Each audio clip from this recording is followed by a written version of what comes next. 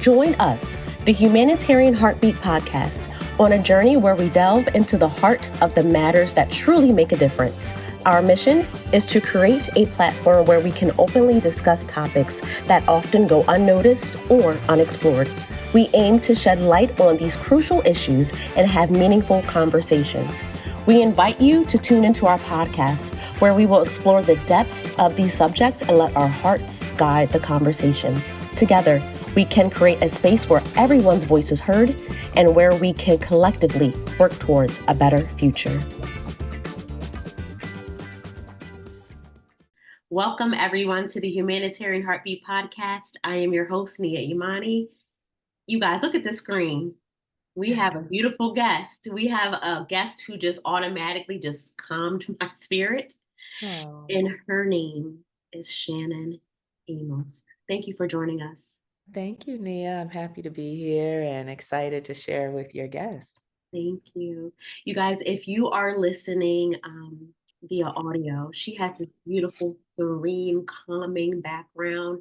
Her face is beautiful and just relaxing. So in other words, what I'm saying is if you're on audio, go on YouTube, because you're going to just automatically be immersed in this woman's face, but you're going to be immersed in what she does. Listen to this. Shannon Amos weaves ancestral wisdom with transformative practices, creating sacred spaces for healing deeply rooted in generational liberation and holistic well-being. As the founder of Sumanah, yes, and Be Well Collective, Shannon architects educational pathways in mindfulness and earth-centered healing, particularly for women of color navigating life's complex terrain. In her community, she serves as a guide, an educator, healing facilitator, and wisdom keeper. Her approach honors the understanding that we are exactly where we need to be, whether thriving or overwhelmed by life's continuous unfolding of joy, grief, love, and loss. Shannon's journey involved breaking patterns of generational challenges, embracing forgiveness, and developing a robust toolkit for authentic well-being. Oh my gosh. Can't even get through it. Her expertise spans mindfulness practices, holistic healing modalities, and trauma-informed care centered on the unique experiences of women of color. Above all, she is committed to being an instrument of transformation, sharing the very practices and wisdom that facilitated her own healing journey. It's a mouthful. I wrote some questions down and I'm going to get to it, but sure. Out of everything in your life that you could have done, why is this your focus? Why is healing? Why is just being true to yourself? Why is all of this your purpose? Why are you doing this? I think initially it's because it saved my own life. It saved my own sanity. And after experiences that I had, I knew that it was something I wanted to share with other people. I was a producer in the entertainment industry for over 20 years. I had a great career. Part of it was entrepreneurial, so it was up and down. I was a single mom raising a child and then eventually helping to care for parents. And I know what it feels like to be overwhelmed, to be burnt out, to not be appreciated in your business or in corporate America. And after my mom died, I went on a solo sabbatical for a year, and I backpacked across Southeast Asia, and it changed my life. Wow. So, okay, mom passes away. Mm-hmm. What made you say, you know what? I'm out. I got to do something. Talk to us about that. It was a culmination of a lot of things. as we go through life, as we move through all the things that happen in life, there comes periods where I think it feels like everything is happening at one time. And I was at that period. My mom was transitioning. I was empty nesting. My daughter was grown and off to college. I had a 5-year relationship that was coming to an end. My career had hit sort of a roadblock, or I kept feeling like I was hitting blocks. I wasn't feeling satisfied in what I was doing. And it was everything all at one time. And, I tell this story often, but I heard my mother's voice come to me and say, let it go. Just let it go. Let it all go. And that's exactly what I did. I sold everything. I gave things away. I packed a small suitcase and I did something very unconventional. I left the US with $700 and a one-way ticket. And it wasn't that I didn't have other money or access to money. I was very intentional. The number seven came up for me a lot. It was 7 days that I was with my mother during her transition. The number seven just kept coming to me in many ways. And so I chose $700 to just see how far I could go. I bought a one-way ticket to Bali, and the first room I would stay in would be room number seven. And I just felt like my mom was giving me all these little winks along the way, And when she transitioned, I planned to leave. I left on the 27th of February, and I left with that $700, a little suitcase. My daughter bid me farewell at the airport, and I had no plan. I only booked the first 2 nights in the Airbnb, and then I just decided to wing it from there. And it would turn out to be the most amazing journey of my life. I ended up being gone for a year, and I'll share more about that. But yeah, that's how all this got started. Oh my gosh. Well, let's keep going into it. What did you find while on this journey? What Yeah, was it was honestly my soul sabbatical. And looking back, I'm like, was I having a nervous breakdown? Because who leaves the country with $700 on one-way ticket? But for me, it was a very spiritual thing. And I took my mother's ashes with me. it? And one of the things she said to me as she was transitioning was, Shannon, go see the world and let the world see you. Mm, And she said that after I asked her if she wanted me to take her ashes with me, because we knew she was actively transitioning. She had been sick for a long time, and she said to me, like I said, go see the world, let the world see you. What does that really mean? And to me, it really meant like show up as your authentic self, meet people where they are without fear or judgment, and just be a beautiful, bright light like she had been in my life. She inspired me in so many ways because she had been injured in a malpractice incident that had left her blind and quadriplegic. And doctor said she would live for 2 years, and she lived for 20 years. And I fully believe she lived for those 20 years because she completely reclaimed agency over her mind. Even though she couldn't have it over her body, she decided she wanted to find something good in every day. And she said to me once, because I said, I don't know how you're doing this. And she said, if I can find beauty in your voice, in my granddaughter's laughter, and the taste of my food, then I have something to look forward to every day. wow. And to see someone move through that kind of struggle, really changed my life. And so when she transitioned, I wanted to honor her and take her ashes to all the places she didn't get to go in her lifetime, and to places I knew that would resonate with her. And so I arrived in Bali, and this beautiful driver introduced me to his brother Dewa, who was a Reiki master. And I started sitting with Reiki right away. And then I wanted to learn. And so he told me to sit and meditate with him every day. And that was the beginning of me moving into a space of wellness. Like, I had gone to yoga classes and I had done things here and there, but I wasn't really for what I thought was then woo woo. Yeah. Mm, But he was the beginning. He told me he saw that I had a broken heart, and he started working with me to do my healing work. And Bali would be the beginning of many places. I would travel to 12 countries that year with my $700 and a one-way ticket. And it really was my eat, pray, love. I mm, mm. studied yoga in India. I was gifted by a dear beloved yoga school in South Goa. So I studied yoga in India. traveled India, and then went into Thailand where I studied meditation. And I didn't realize it as I was traveling and sharing my mother's ashes. I was also collecting tools for my well being. And I was beginning to heal generational trauma, heal from the microaggressions and the things we experience in this country as Black women.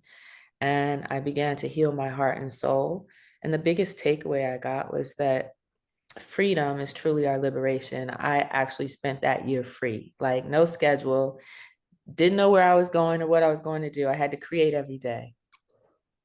Oh my gosh, that is so powerful.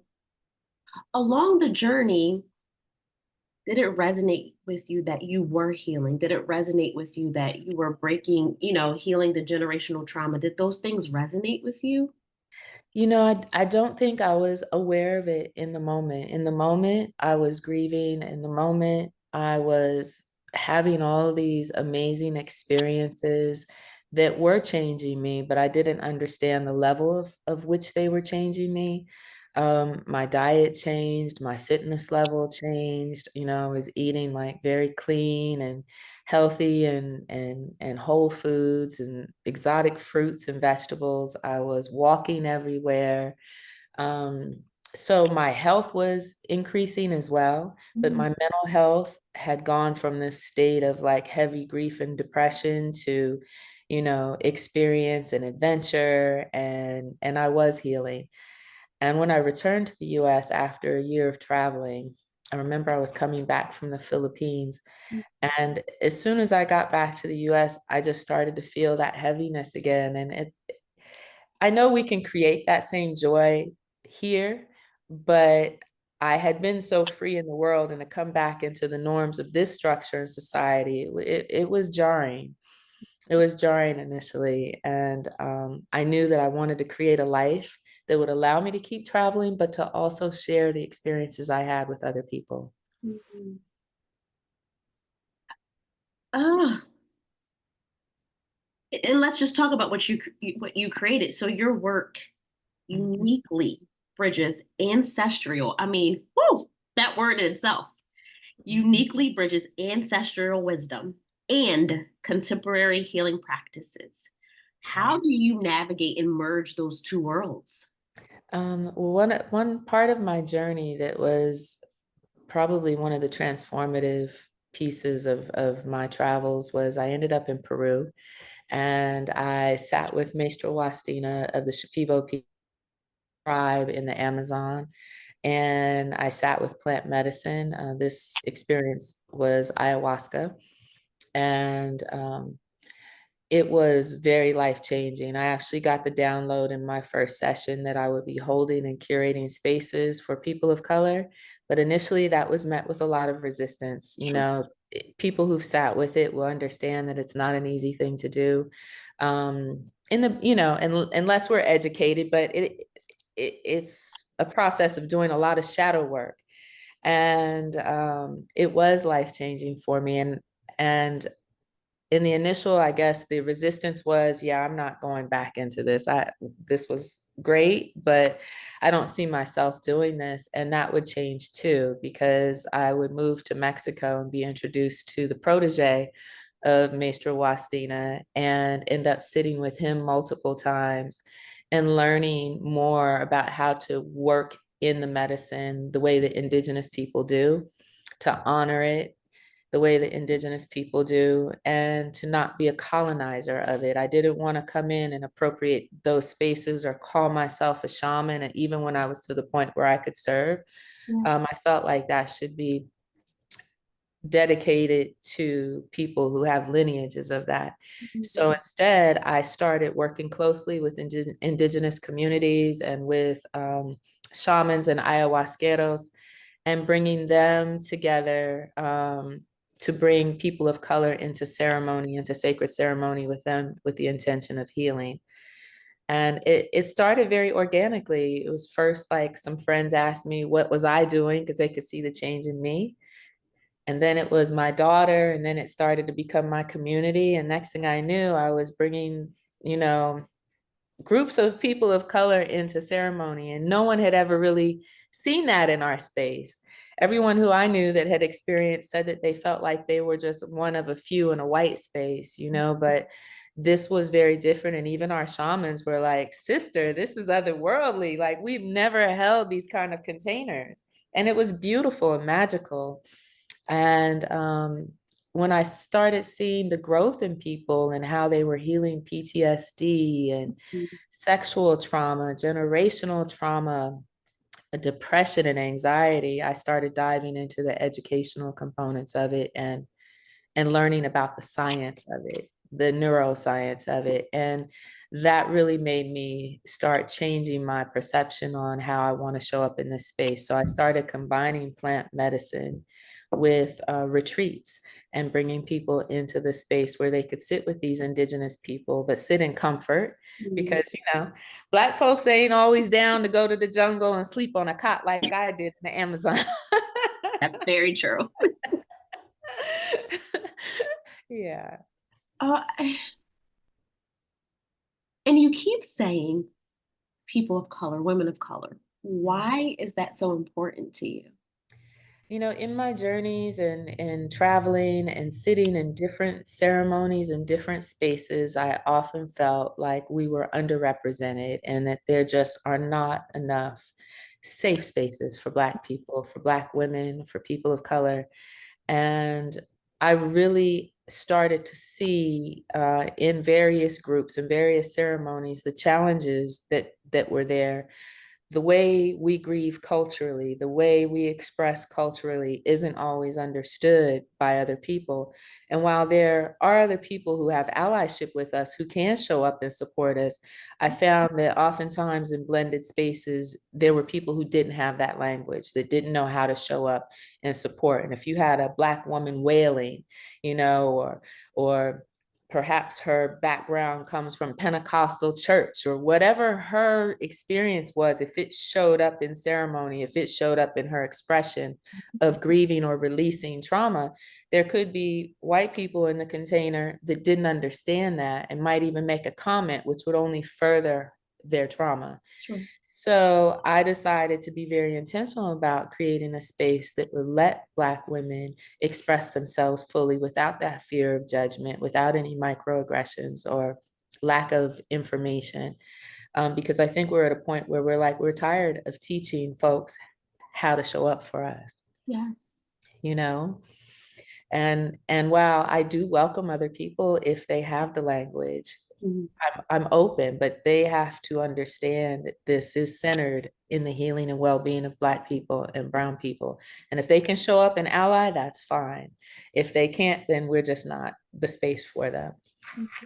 And what I love about you and what you have brought to it is, it can be exhausting being a Black woman, a woman of color, because you always have to put on, you're always doing this and this and this and this. You can never just relax unless you're asleep for 3 hours. Like, and even then you're tossing and turning. Do Black women or people of color say to you, like, girl, that I can't, I don't think I'll be able to do this. And then they try and then they're like, oh my gosh, like, Yes, well, a lot of it is education. So, sitting with plant medicine, I think it's important to get educated first because as Black people, we all have a cousin or a family member or a friend or someone we know who's probably struggled with addiction. So, right away, there's this perception that we're doing drugs, right? And that the teaching in the United States is that these are Schedule I drugs that are harmful, and they have grouped ayahuasca, psilocybin, cannabis at one point. Now cannabis is legal in many places. They've grouped in other plant and earth medicines or psychedelics into this space of illicit drugs or illegal drugs. But the reality is that these are plants. These are fungi. This is earth medicine that grows naturally, and it has been utilized for hundreds, if not thousands of years by indigenous people to navigate the jungle, to be in tune with spirit and nature, and to bring about healing.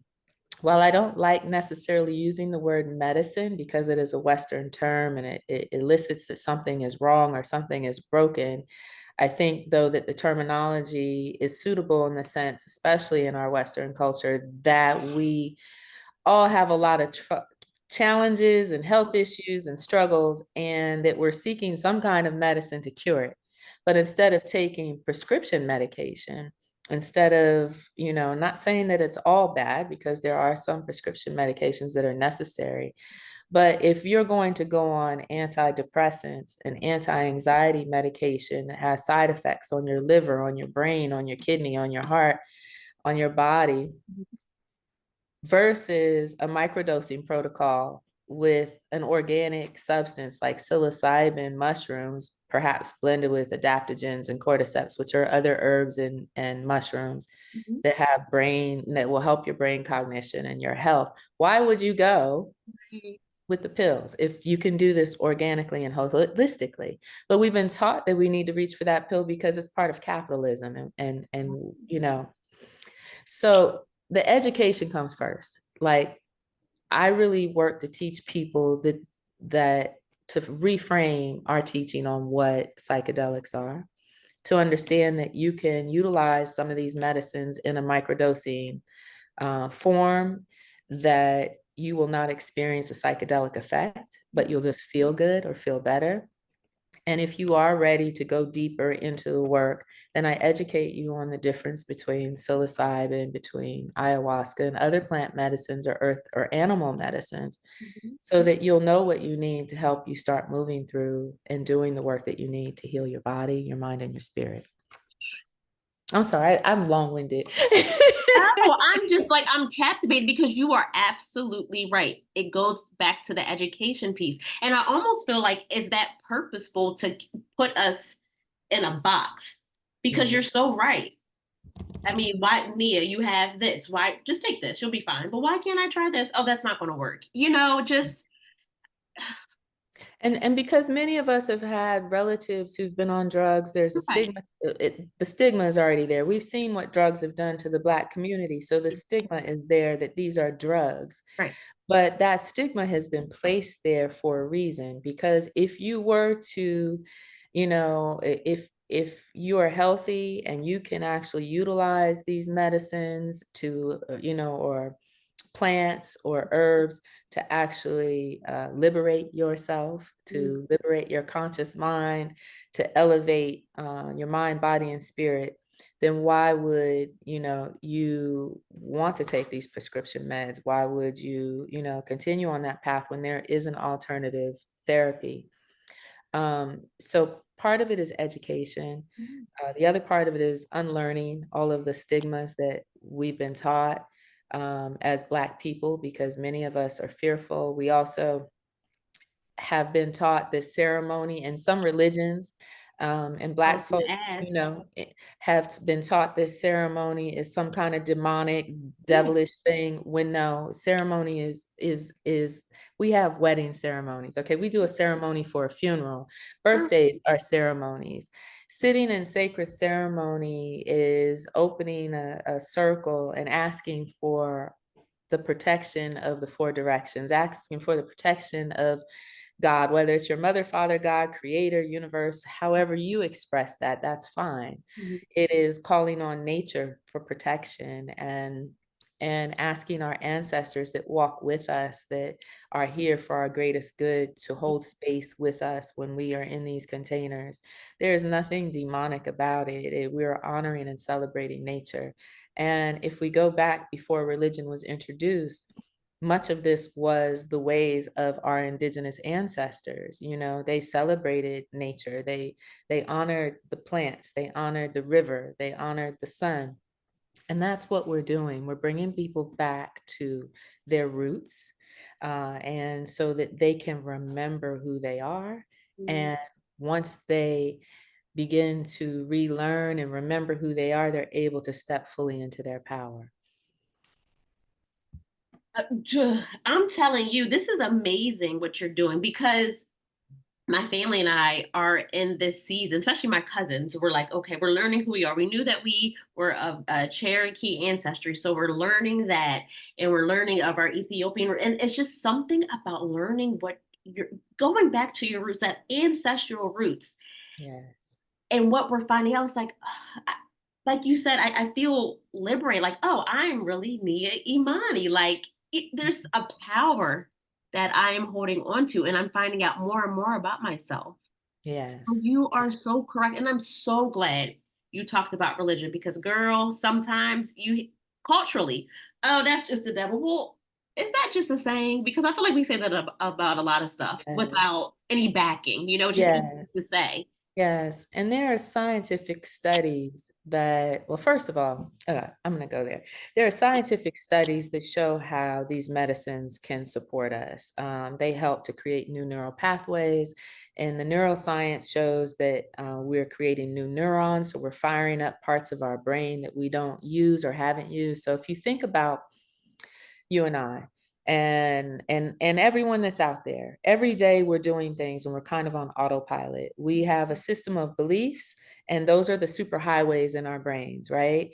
And we have the things, our learned behaviors, and those are super highways in our brain.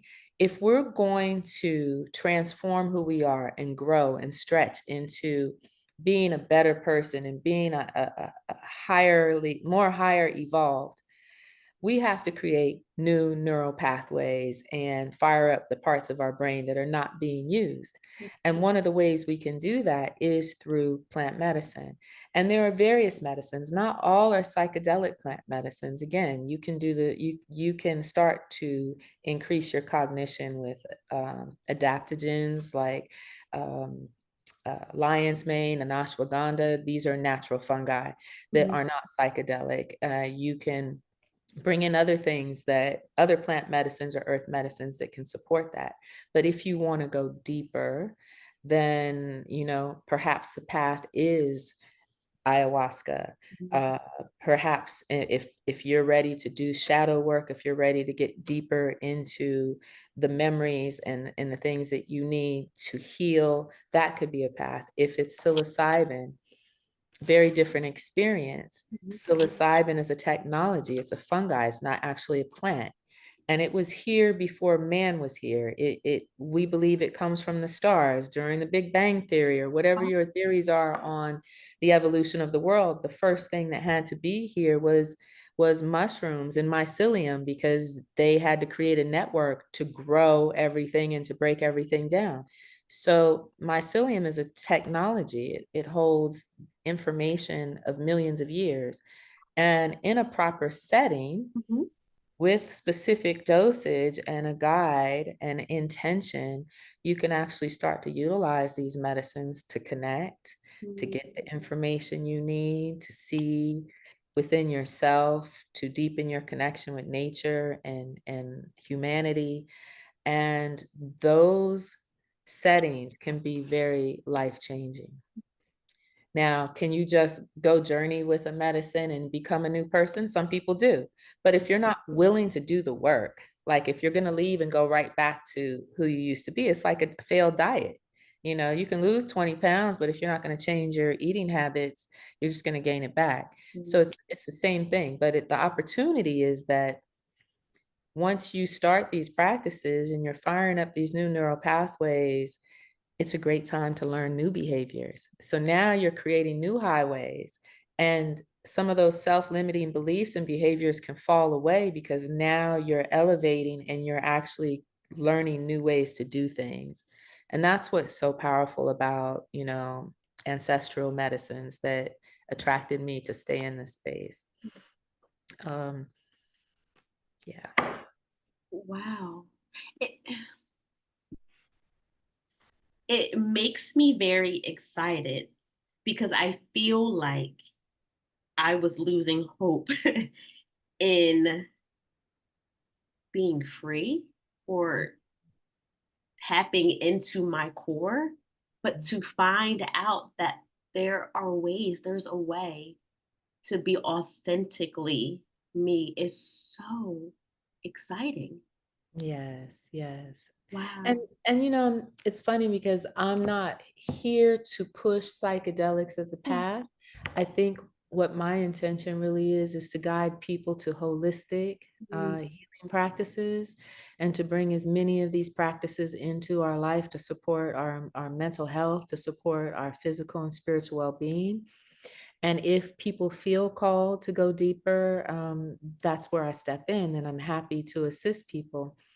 In 2025 and 2026, I'm rebranding right now. I'm launching a new company that will allow people to come into non-psychedelic settings where they're able to be supported in all ways without psychedelic plant medicine. And then we will still continue to have our ceremonies and our events with psychedelics to help people in legal settings, in places where it's legal, to mm, help people in their process of healing.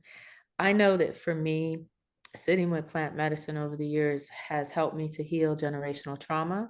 mhm, It's helped me to become more mindful about my presence and my awareness in the world and how I'm showing up.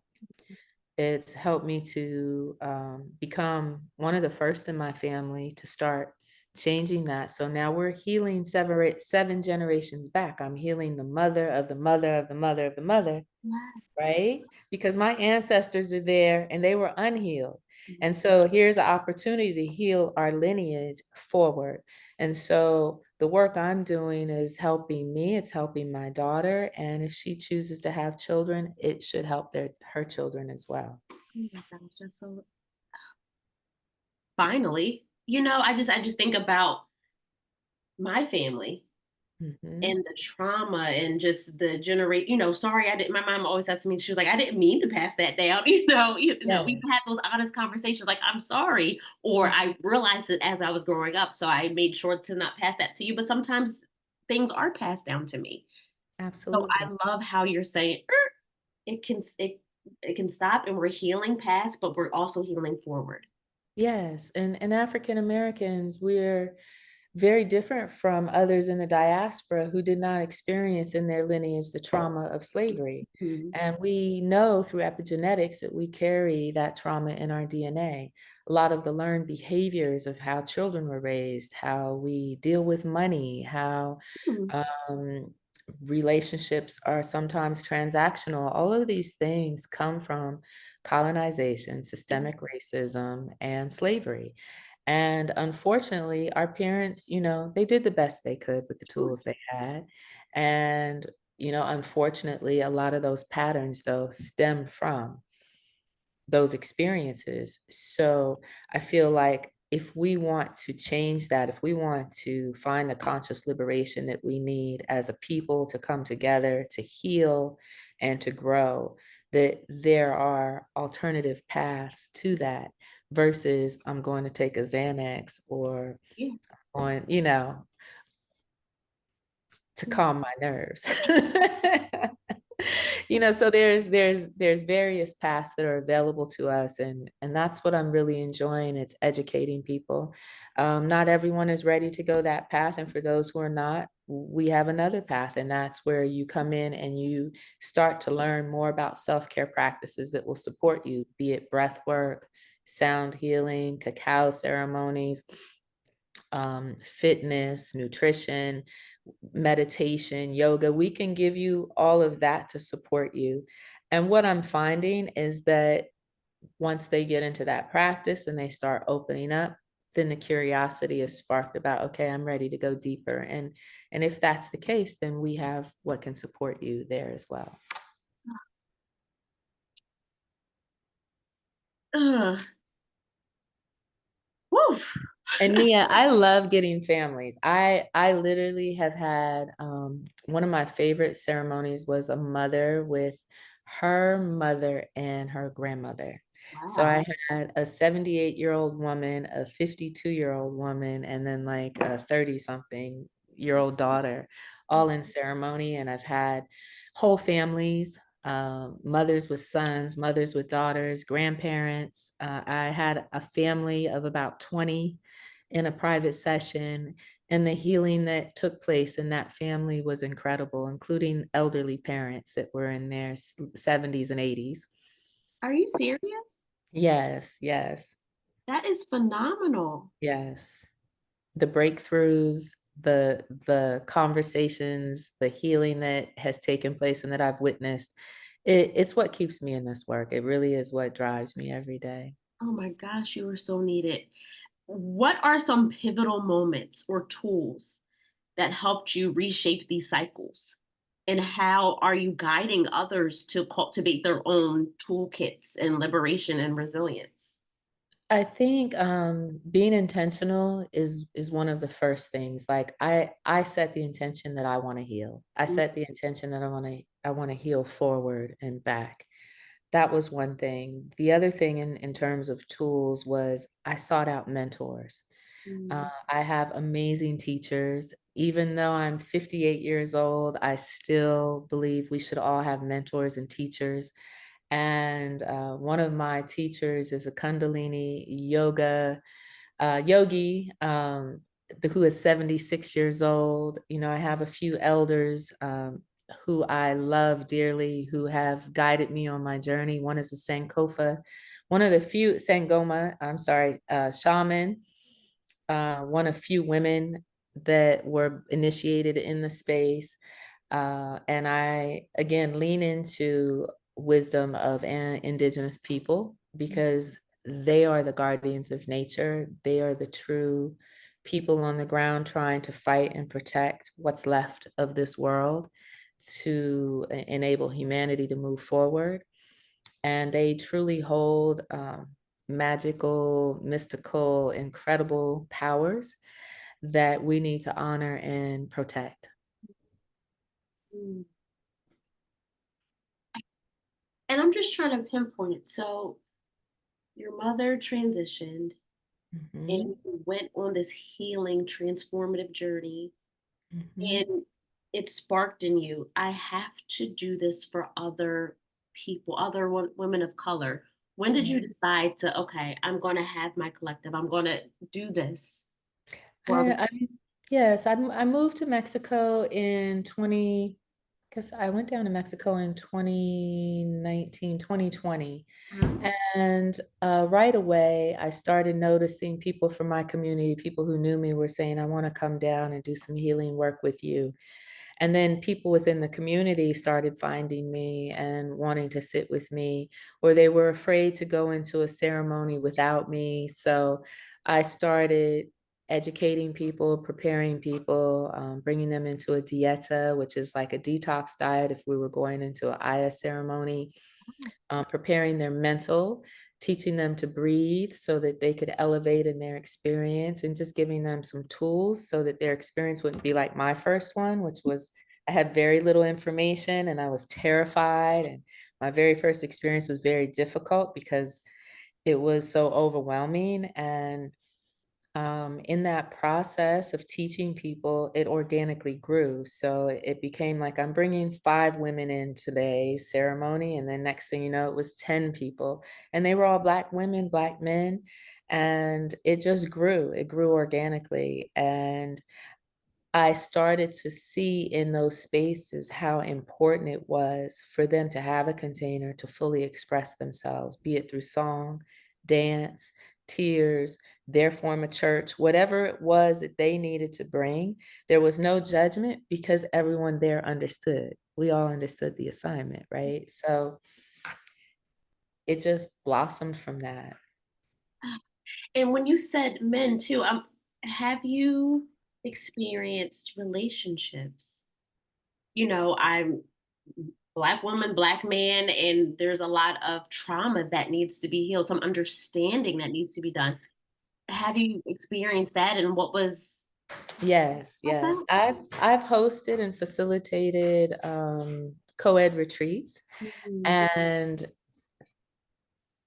it's been really a beautiful process to teach the men how to honor the women and hold space for the feminine, but also to teach the feminine, the women, how to step out of a distorted feminine power, which is, you know, thinking they have to be so soft and so submissive when we actually need to embody and balance some of that masculine energy, especially as it applies to how we are in the workplace or how we are about money or even in the heads of our homes, to bring that balance and to teach the men to also embrace their feminine, to be able to show more emotion, to open up more, because you know society has taught these beliefs that they're supposed to stay bottled up and not express.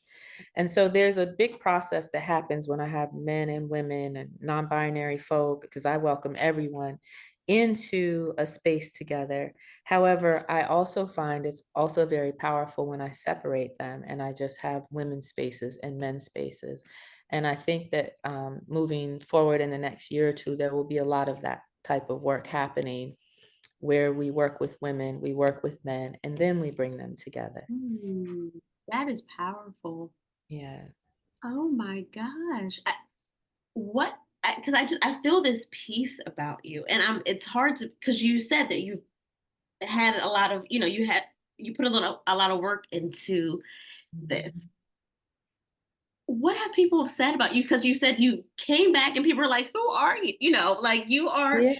It What? was hard. I came back and at the time I was in a relationship and I, you know, unfortunately the challenge in coming into the US, having a partner completely changing. I don't think my partner will ever understand. I ended up ending the relationship, but because I had grown and evolved in so many ways, we were no longer in the same frequency. We were no longer conversating about things that were important to me.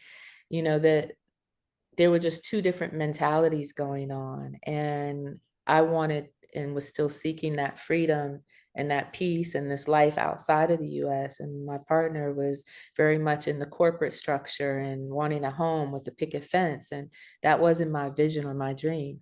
My vision includes a retreat center in a jungle where I can bring my community and hold space and help them heal. And I knew that. And so moving forward, my plan is just that, to manifest a space where people can come. In the meantime, I'm hosting spaces around the world and people can come. Um, but I think to answer your question, most importantly is even on a on a local community level. I'm in the States right now. I'm doing more work in the States. I plan on coming back because I see with the political climate and everything that's happening that people really need support. So we are creating community in the US and bringing people together here who may not be able to travel internationally to sit with me. Um, and or with the facilitators that I work with. So we are now bringing a lot of this work into the US, and we will be hosting and facilitating educational sessions, meetups. It looks like next Saturday I will have one in Georgia. So I'm really excited that I've also manifested some physical spaces. So Wow. now we have a location in Los Angeles called Sovereign, and we have a healing house here in Georgia. And these spaces are starting to unfold, and oftentimes people open their homes and allow us to just come into their homes, and we gather community in the privacy of their homes as well. I love that. I love that. You wear so many hats, but if not that you have to, because I don't want to put you in a box, but you're Miss Amos, you're Shannon, but who are you? Like, who do you say you are? I am the daughter of Dorothy Olive Timms. I'm sorry, I'm the granddaughter of Dorothy Olive Timms. I am the daughter of Noel Michelson and John Amos. And I can go back with my ancestors. I am grateful and honored to be of service. And I think that's really where I see myself now, that I am just a vessel. I'm here to support and bring healing to people, to bring community together so that we can evolve, so that we can find our conscious liberation, and so that we can grow. um, being all of the titles I've been, whether it was a producer in the entertainment industry or I've been called a curandera, a shaman, a medicine woman, a wellness architect. All of those titles are beautiful, but I'm just a human that wants to share love, to share healing, and bring alternative therapies to our community. It's pretty much that simple for me. It doesn't mean that I don't have the highs and lows that other people have. I mean, just a couple years ago, I went through a very public drama with my family over the death of my father and his estate. These things are part of life, you know, because life be lifing. Isn't that true? Mhm. Unfortunately, in my case, things played out publicly because that is and was the wish of my sibling. Um, Mm, And I continue to send him love and healing energy. One of the other reasons I'm in this space is that I have grown up very aware of what addiction looks like, of what mental illness looks like. It is in my own family. And I spent many years not understanding what it was that I was seeing and dealing with. And the work that I've done has now allowed me to see it, to understand it, to know what it is, and to hold space for it in a different way. Um, and, you know, as that piece of my life has to unfold, it will. I know my ancestors are in the background, you know, mm, handling things that need to be handled. So I don't worry about it too much. yeah. Is there pressure being the daughter of the father that we all grew up, watching on TV? Is there pressure? Do people look at you because you look just like your dad and say, is that does that hold some type of pressure in your journey? I think as a younger woman, it did. I didn't realize how much so, but a lot of my younger years were spent protecting my father, protecting his image. When people would say, "Is he really like that? James Evans on Good Times? Is he really whooping you? Is he doing all these things?" I was very protective of what I shared, and and yet I did grow up in a house where there was physical abuse. I did grow up with a lot of emotional abuse. I do believe my dad had some mental health issues of his own, which I'm not surprised. Black men in this country, Come on now. in the 60s, he was the first child to integrate an all white school. I can't imagine what his childhood was like. You And what? yes, and my grandmother was a domestic who worked in rich white people's homes. So she carried her trauma. And she also birthed her first child at 13 to what, you know, an older man. And so when I look at the history of my family and I understand, and I think it's so important that we do this homework and to dig, because when we do, we can really start to see where the patterns of trauma began and how they've moved from one generation into another. And so in my younger self, I had my daughter at 24, I carried some of those same patterns forward. And now I'm doing all the work I can to heal those and to be a better mother always and to be a better friend and daughter and in every way that I can. So we learn from these things, and it's part of the reason why I'm committed to this work, because a lot of people in the Black community are suffering. They're suffering with mental health issues. And not everyone who has mental health issues, depending on what it is, should sit with certain psychedelic medicines. Some should not, you know, but for many people, and in Indigenous culture, the belief of these mental illnesses is often rooted in spirit, and the belief that energies and parasites and other things can get in our body and affect how we think, how we move, how we live. And entities can enter into our body, you know, because everything is spirit. Everything has spirit. Plants have spirit. Fire has spirit. Water has spirit.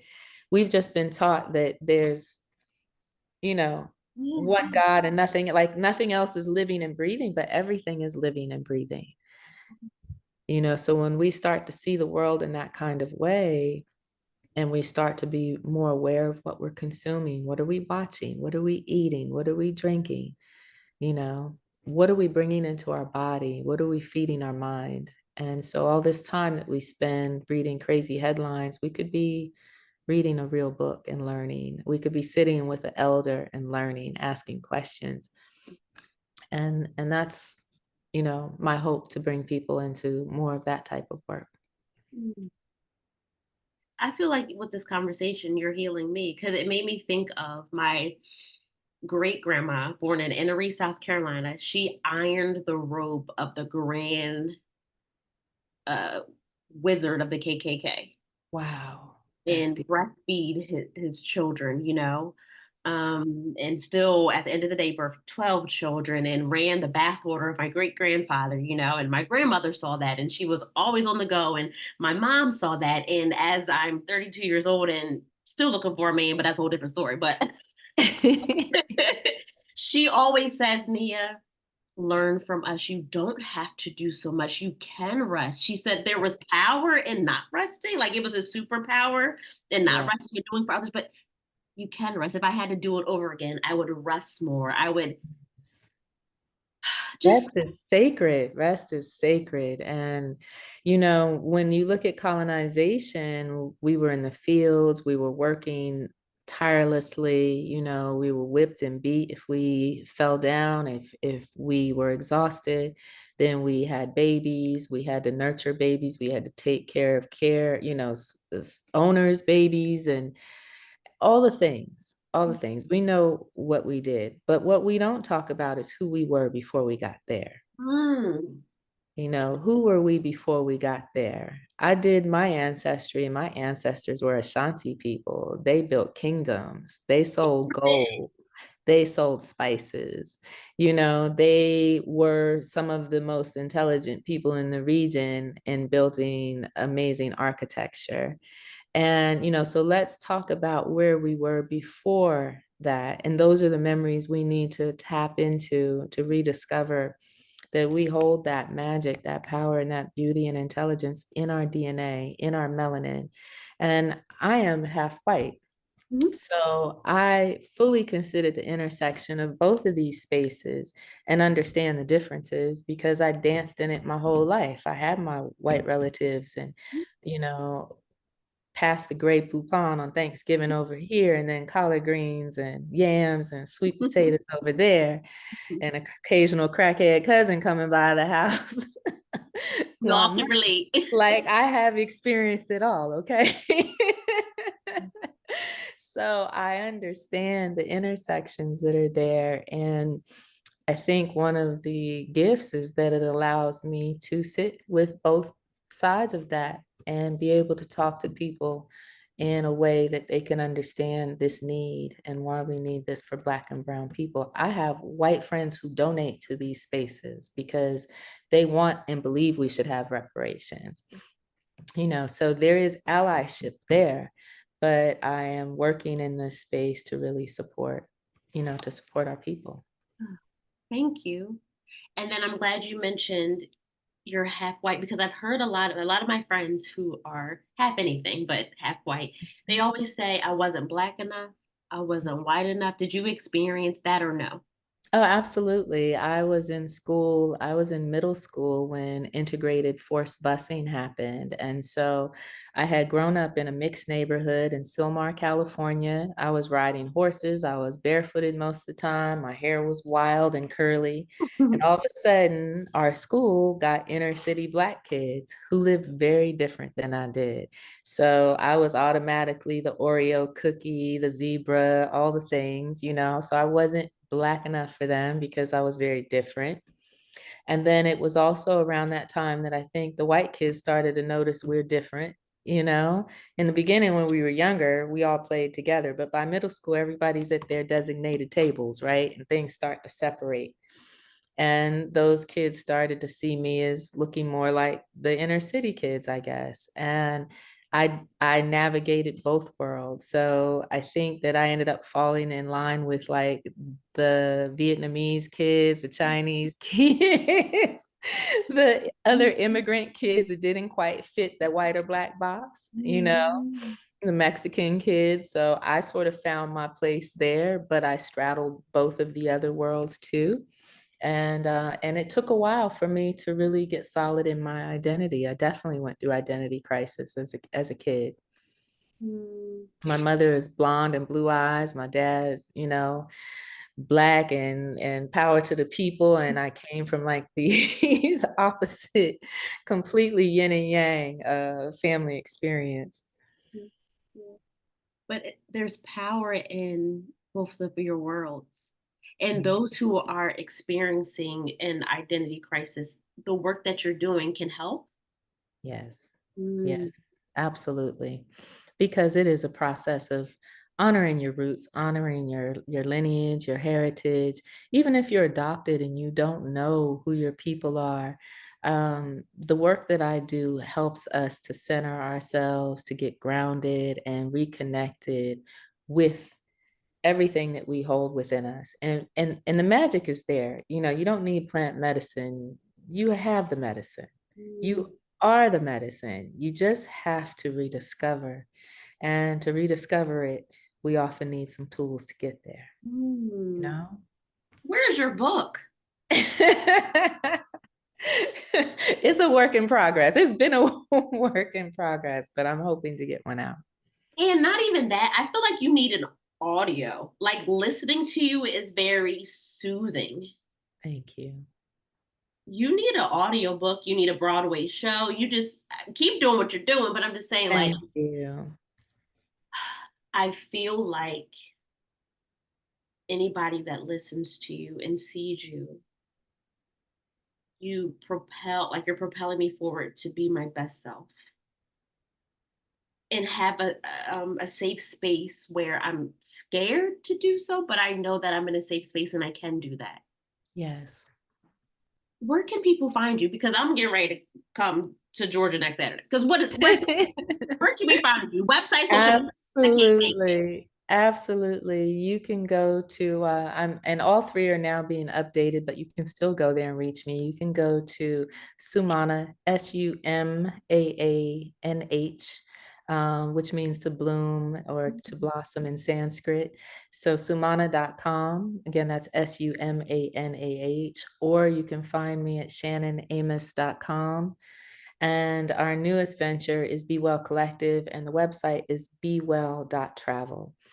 So you can find me in any of those places. I'm also on Instagram at Shannon Amos Wellness and Facebook and all the socials, TikTok, under the same Shannon Amos Wellness. So feel free to reach out to me. I will be sharing the event.